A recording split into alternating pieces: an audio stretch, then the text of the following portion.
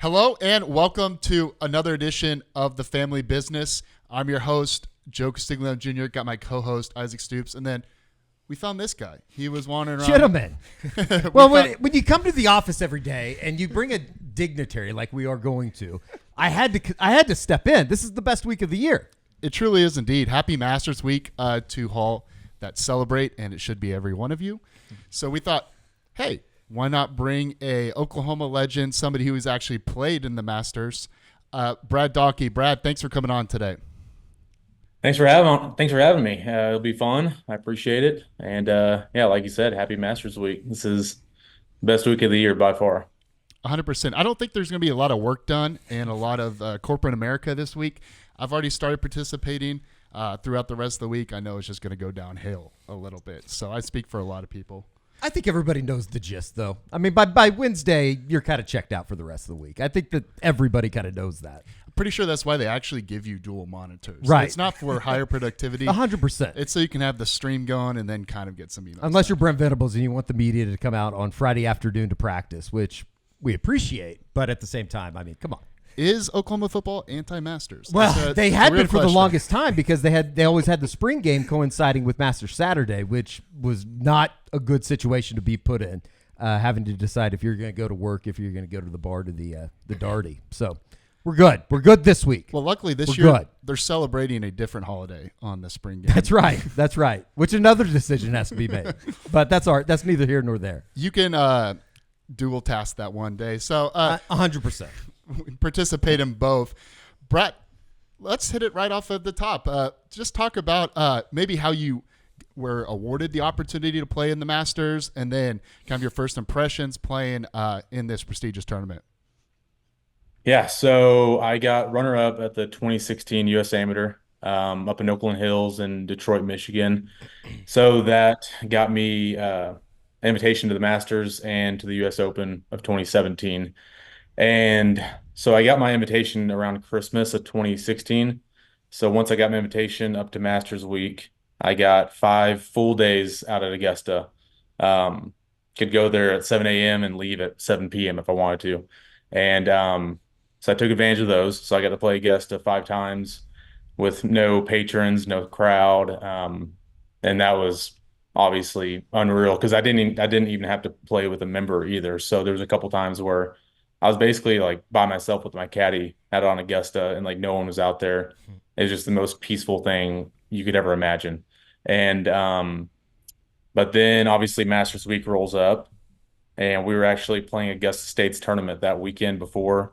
So I was already in Augusta for a few days and then I just drove 20 minutes over to Augusta National to register on Sunday night. And then that Masters Week was just a freaking dream. I mean, that place is I was actually just watching the par 3 contest and Tony Finau was talking about how Priscilla, get out of here. Sorry, the cat. Not my cat, my girlfriend's cat. Cameo. But Tony Finau was talking about how the Masters, there's so many expectations you have for your first time going there, and it always lives up to the expectations or exceeds them. Like there's no chance Augusta National is going to go lower than your expectations, and that's exactly how I felt about it. I mean, seeing all the patrons for the first time on that Monday, and it was just an unreal experience. What are those months just when you get the invitation, you know you're going, and even going all the way back into the summer of 2016 when you clinched the spot, getting into the runner-up spot? What's that moment or those months like in the build-up and knowing, obviously, you're getting ready for the college season as well? Just do you look at the invitation every time that you cross the the pantry or the refrigerator and go, my God, I'm getting ready. I'm going to play in the Masters. Yeah. I mean, you might remember in college at that time, I was really struggling with the driver. Yeah. And I wasn't playing that well. And I was stressed out a lot. And I don't know if I necessarily like knew it was because the Masters was coming up and I couldn't find a fairway with my driver. I was just stressed out and I was working so hard. Like I was at the Charlie Coast Center at like 10 o'clock at night at times, just trying to grind from the hitting bay, hit outside. I didn't even see where the freaking ball was going, but I was just trying to like make swings that felt good to work on it. And I wasn't playing that good in the college events we were playing in. So I felt like I was very stressed out going into it. So it was definitely on my mind quite a bit. Sure. And I mean, every day it was obviously exciting as well. I don't want to say it was just a, stressful mess, but it was exciting. And I definitely was thinking about it ever since I got the invitation, even before then. I know when I made the winning putt to get into the final of the USAM, that was like the first thing I thought of. Yeah. I was like, holy crap, I'm in the friggin' Masters. Yeah. Like, that was the first thing I thought of. I was like, I got an invitation to the Masters, like store. Like, it doesn't matter. Obviously, I wanted to win the whole thing that last day of the USAM, but like, it's kind of nice knowing like no matter what happens today, I haven't, I'm going to Augusta in April. So, but yeah, I mean, as soon as the USAM was over, I was thinking about it. It might have hurt my golf game a little bit too in the meantime, but yeah, it was stressful months, but it was also very exciting months. When you arrive, and for people that don't know, it's a little bit of a different experience for the amateur when he plays at Augusta National or in the Masters. From the moment that you check in, like, how does that process work when you get there on the grounds and then kind of moving all your stuff into the crow's nest and stuff like that? Mhm. It was super easy. So like I said, we were playing Augusta State's tournament that weekend before. And once we finished the final round, I immediately drove the 20 minutes to Augusta National, had my bags all packed.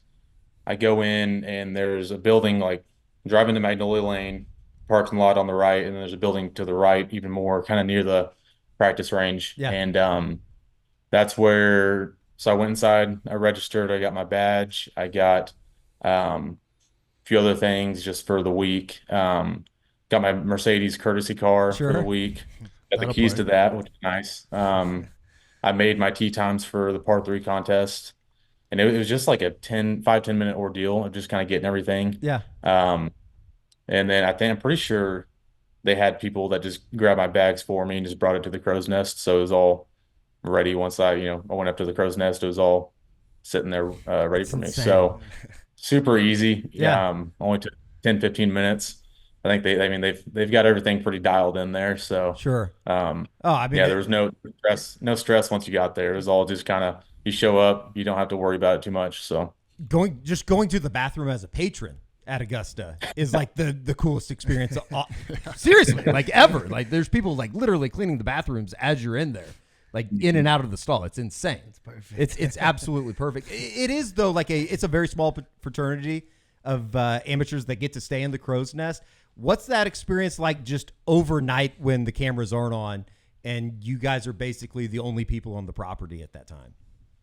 it's a weird feeling for Yeah. sure. I mean, it's this course that, for me, I've been playing golf for so long. I've always dreamed of playing this course and playing in the Masters and all this. And all of a sudden, I'm on property, staying in the clubhouse. It seems like nobody's there, Sure. and it's awesome. It's a cool feeling knowing that like not many other people in the entire world have gotten this Yeah. feeling before. Um, but it was fun. So I think there were 5 or 6 amateurs that played that year, and only me and Toto Gana, who won the Latin American championship, only two of us stayed the whole week.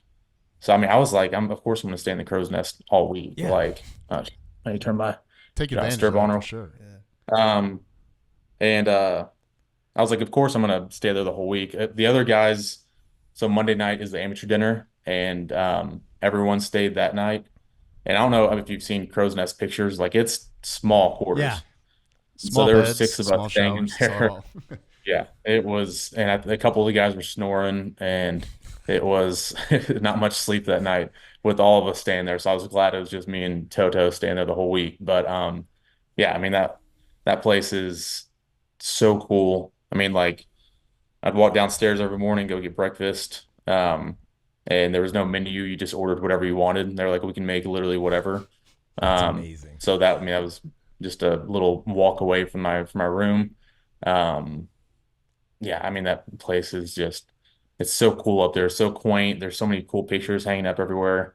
And you just imagine like all the Sure. past players that have stayed there. It's Absolutely. like it's crazy. So you can feel the history, and it was so much fun. Waking up, you probably just think you're still dreaming at times. You know what I mean? Yeah, exactly. What was it? It's wild. Yeah, what was it like that experience like just being around all those pros like all week and like did you specifically did you specifically hit it off with anybody like in particular, or just kind of, I don't know what that camaraderie is like between everybody?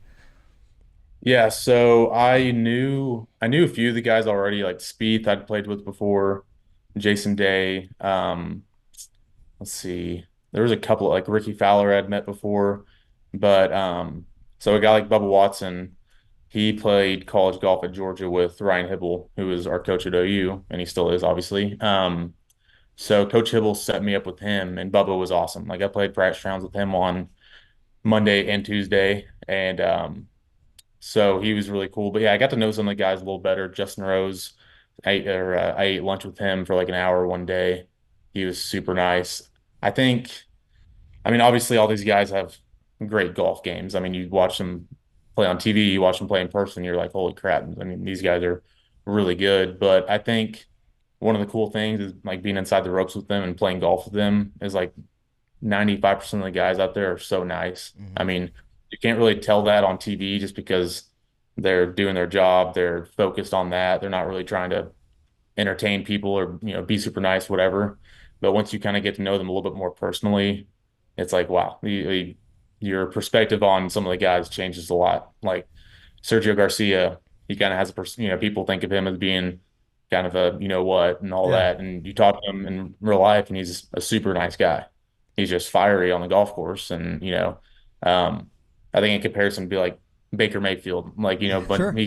obviously a lot of people in college football and NFL, maybe from now, didn't like him, but you talk to him in person, he's a great dude. And he gets on the football field and he's fiery as hell and wants to beat everyone he's playing against. So, Yeah, he's I a think you really get to know some of the guys personally and get to know that they're really good dudes. different guy compared to on the field trying to win a Heisman or win a Natty compared to go grabbing a beer with them at Logie's or something. Yeah, exactly. Exactly. So cool. What is, just in terms of going into the tournament this week, obviously you played there multiple times. I think the biggest thing for me when I went out there was, everything that the cliche lines of the undulation, and you just don't realize the slopes of the fairways and all that kind of stuff.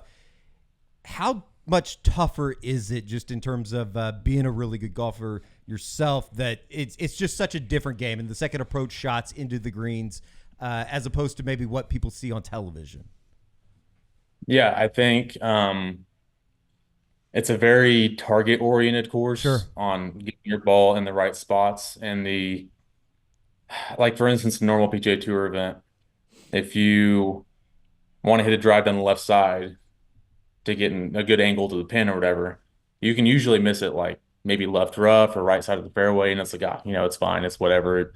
Maybe it would have been a little easier from the left side, but whatever. At Augusta, it's like if you don't hit the correct side of the fairway, it might change you from going at the pin to going 40 feet away from the pin.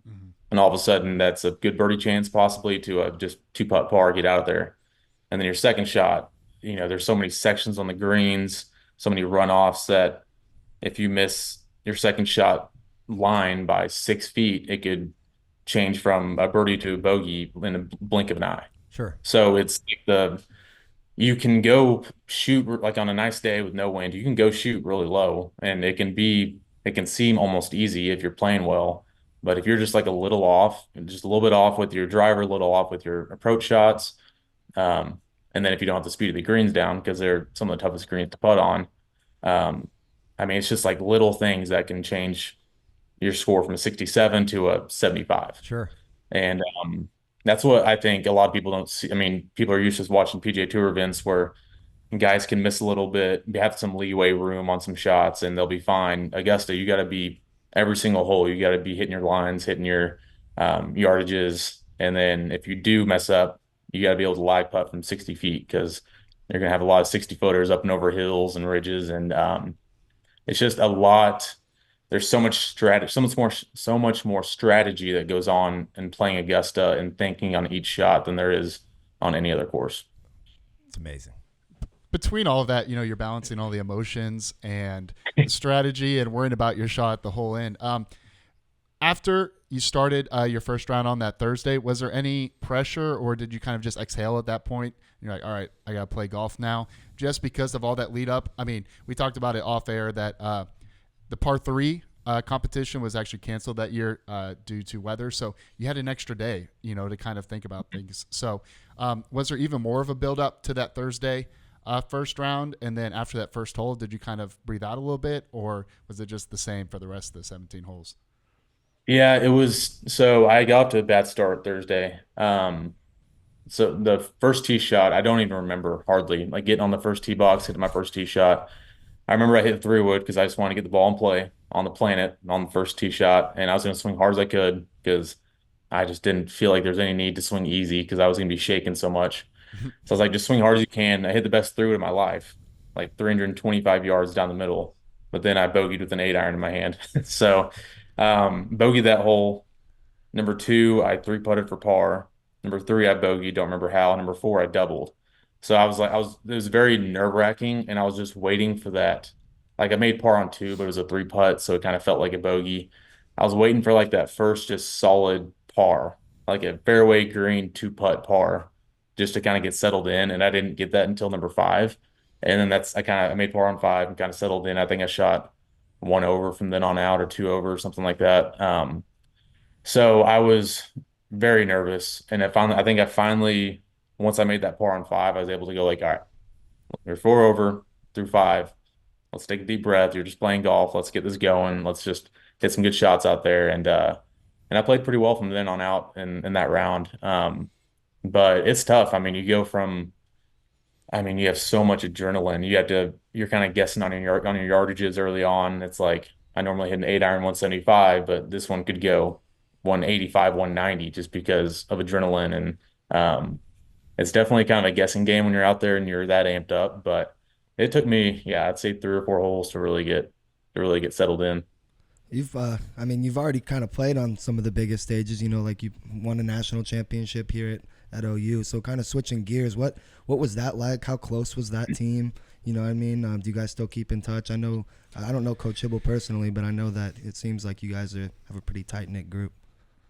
Yeah, those 4 years I was at OU were my four favorite years I've ever had so far in my life. We had, just skill level of our team. We made match play every year. We always had a chance to win the national championship every year I was there. And that just makes it fun in itself, being able to be competitive and have a chance to win it all and knowing that every single year. And then I think we had probably the most tight-knit group in college golf while I was there. We had multiple instances when people would come up to us and be like, we would be at a golf tournament on the putting green or something, and they'd be like, "Gosh, I sometimes wish I went to OU because y'all just seem like y'all are like literally a family. Like we were doing everything together." And you look around at teams, and everyone kind of be separated doing their own thing, and you could just tell that we were like brothers more than other teams were.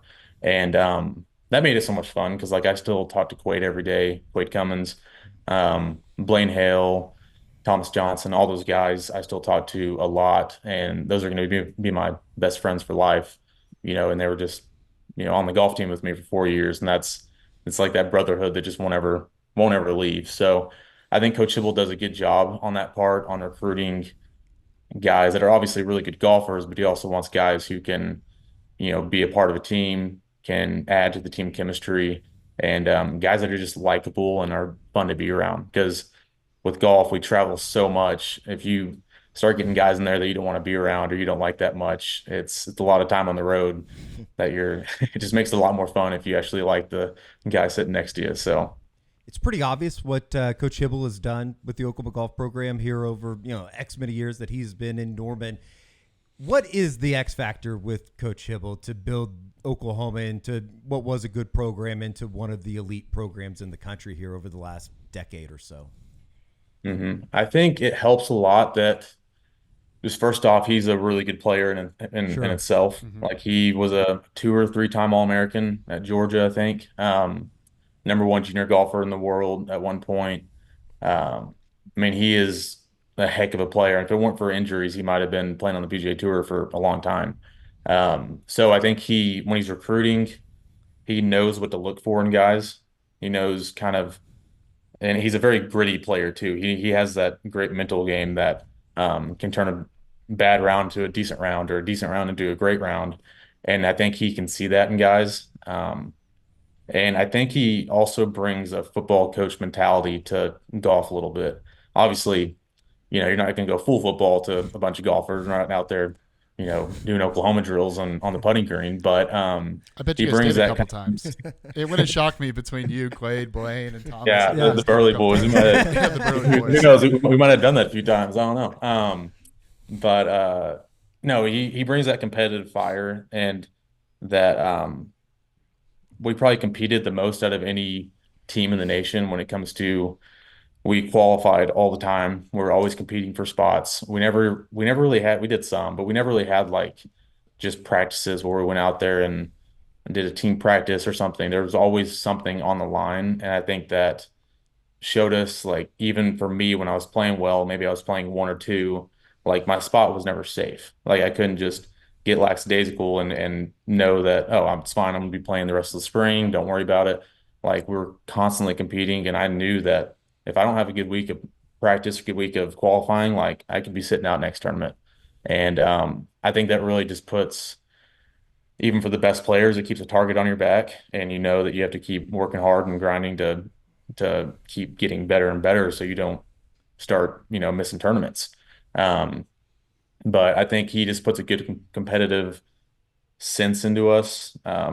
He knows what to find in talent and recruiting, and he just again, like I said, he's a great golfer, so I think he knows how to refine that talent. And he has a great eye for it, and I think, and at the end of the day, he's just a great dude. Yeah. He's you go on recruiting trips. Obviously, I was a little different because I was going to go to OU kind of regardless, but you go on recruiting trips with him, and it's hard not to like the guy. He's just super personable, great person, and you can tell he really wants it. And I think he's just kind of got a little bit of everything, and he's obviously turned OU around in a major way. And I still, track their tournaments. I still try to keep in touch with everyone, and I love watching OU golf. So, yeah, Like you said, it's kind of he's built it to the point of that perennial power. Now it's in the same breath as other top programs around the country. And you kind of see that too now that there's a little bit more investment around the program. I know they're redoing the Charlie Coe Center. You actually were here last week or 2 weeks ago and saw that a little bit. Did you actually get to go into it and then kind of talk about what they're actually doing with that in the future? yeah. So I didn't get to go into it that day, but I was here. That would have been like October for a football game, and it was right before they were starting to demolish the old Charlie Coe Center.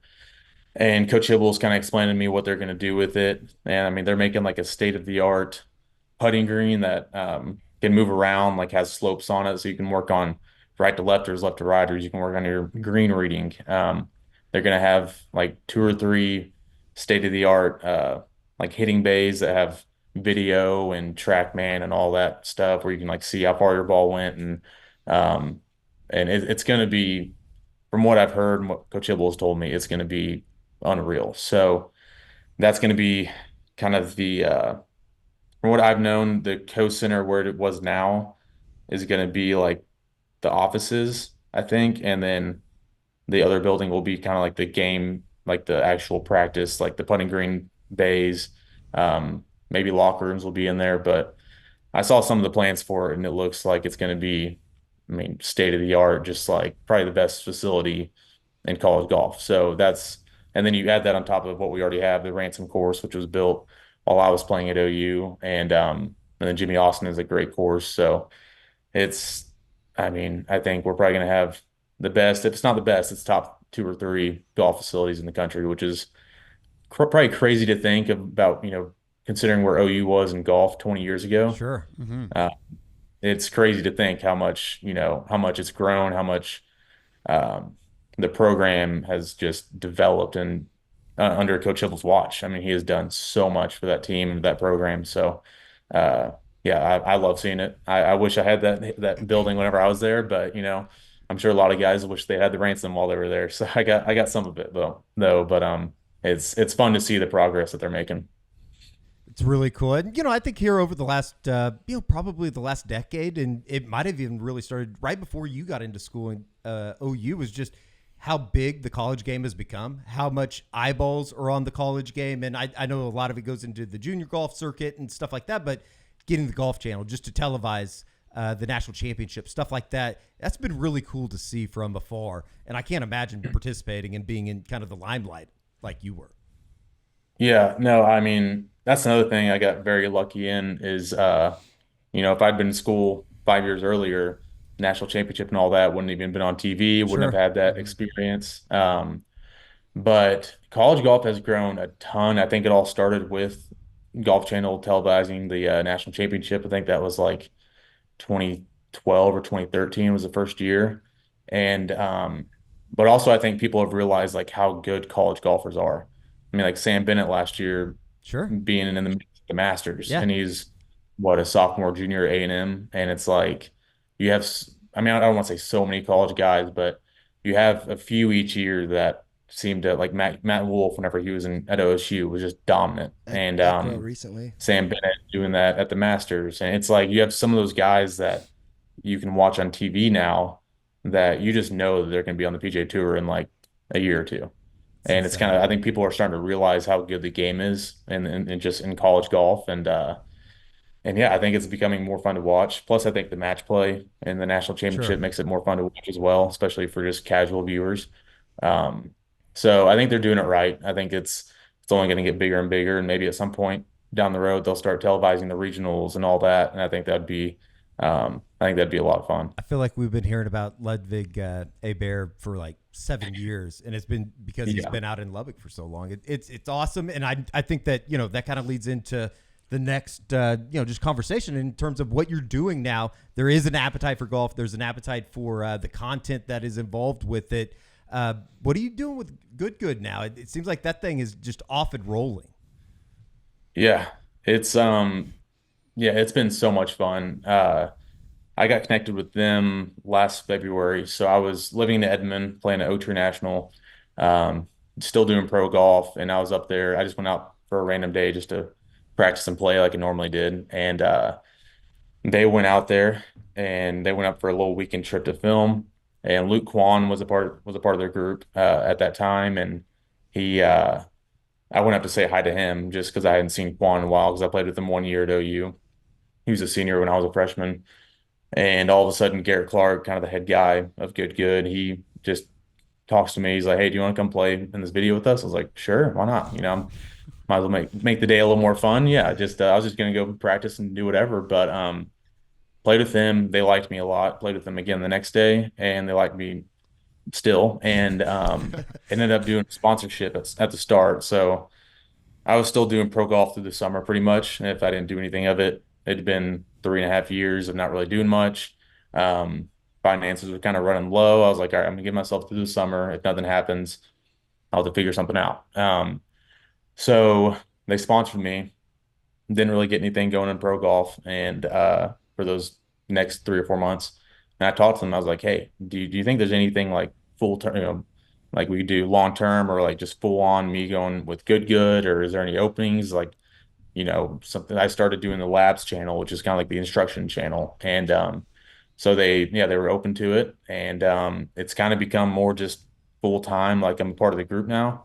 And it's been so much fun. It's brought the fun back into golf for me. After college, I tried changing my swing up a little bit and tried doing some things, and it just didn't work. I'm glad I tried because my swing was not good enough at the time to be able to go do stuff in pro golf. So I tried changing it up and it didn't work. But it was 3 years of going to many tours, not playing well, and that wears on you just mentally and Sure. physically. Mhm. Um, so I think I lost a lot of the fun in the game for a little while, and now I'm doing this. I'm getting to play. I mean, it was the best career slash not career change ever. Yeah. I'm playing golf still. I'm playing. Now I'm just playing on video. I'm still traveling to Pebble Beach and TPC Sawgrass and all these cool places, and obviously we're doing competitions and all that. So I'm still getting to compete. It's not quite competitive golf competing, but it's just been so much fun and just a big change of pace, but it's just really brought the fun back into golf for me, which I love. Just mentally, I'm in a better spot. Physically, I'm in a better spot, and I'm just enjoying that a lot. Do those courses you mentioned, do they reach out to you to come, like, for, just for content purposes, because it's, it promotes their, beautiful course, or do you guys reach out to them? It depends. And there are some courses that reach out to us. If you're ever in this part of the country, reach out and you can come out and play anytime, or we'll close the course down for you or whatever. But then there's some courses that, if we're going to, I don't know, San Diego for a week, there might be a couple courses that have already kind of asked us if we want to come play. We might go do that. Or there's some courses that we just have to reach out and say, hey, come get a tee time. And then they'll find out that it's good, and they might close off some tee times, or it just kind of depends on the course. So, like Kickingbird, for instance, we went to Oklahoma for the good week. Kickingbird they heard we were coming out, and they basically closed down the course for us that afternoon, and they loved having us out there. And then, I mean, all the courses in Oklahoma are pretty good about it, but there were other courses, I'm not going to name any names, but they weren't able to approve filming in time. So it just kind of depends on the course, depends on the membership. Obviously, the really private courses might be a little tougher just because they have to approve the filming with the board and all that. But yeah, it just depends. Sometimes we have to reach out to them. Sometimes they reach out to us. So That's really cool. It's awesome. Yeah, you take boys golf trips to the next level. Yeah, man. exactly. And that is your life now. Yeah. I'd sign up for that. It's awesome. yeah, me and Garrett, who's the head guy, we went out to Monterey. That was like 3 weeks ago, a month ago now, and he met someone who's a member at Pebble, has a house on 18 at Pebble. So we were going to go to the Dominican, and that changed. And when he was like, how about we just make it like a trip out to Monterey and we go to San Francisco and play Olympic Club? I'm like, do you have those connections? He's like, yeah, we'll figure it out. Like a week in advance, we just plan like the most all-time boys trip, Pebble, amazing. Spyglass, Spanish Bay, Olympic Club. It's unreal. As we made all those plans in a week. as much as fun as it is, I'm sure taking money from Brandon Whedon out at National, I'm sure that beats it a little bit, getting ready to just travel across the country. Yeah. Just a little bit, yeah. No, that rivals probably anybody's boys trip of all time God. if you're playing those four. It's awesome. Yeah. That's so cool. Brad, had to ask you the topic of the week. You have any big Masters picks going into this weekend? Guys you like going in? Do people realize just outside of the golf world what Scotty's done over the last year and a half and just how well he's playing consistently? I don't know if they do. They need to. Yeah. They need to learn how crazy his run is. I mean, yeah, Scotty's my pick. I mean, I feel like he's kind of everyone's pick this week, but I mean, I think his odds are like 4-1 to win, which in golf is that's pretty crazy. Unless you were Tiger back in like mid 2000s, but so I'd say Scotty's my pick, but I mean, I feel like you always got to watch out for Spieth at Augusta. If he can just keep his ball in play enough, he knows those greens like the back of his hand. So, and then my hopeful is I think Tiger, obviously. Yeah. I would freaking love to see Tiger down the stretch on the back down on Sunday, just have somewhat of a chance. But I'd say Scotty's mine. Yeah. I think everyone's pick, but he's definitely my pick. I think he's been playing well, and I don't see him playing bad at Augusta. Real quick, before we let you out of here, you played with Woozy, didn't you? The first 2 rounds at Augusta. Yeah. Good guy, as you see, is what you get with him. He seems like you'd be a great guy to maybe go grab a beer with afterwards. Yeah, you'd love him, Eddie. You could have a conversation with that guy. No, Woozy was awesome.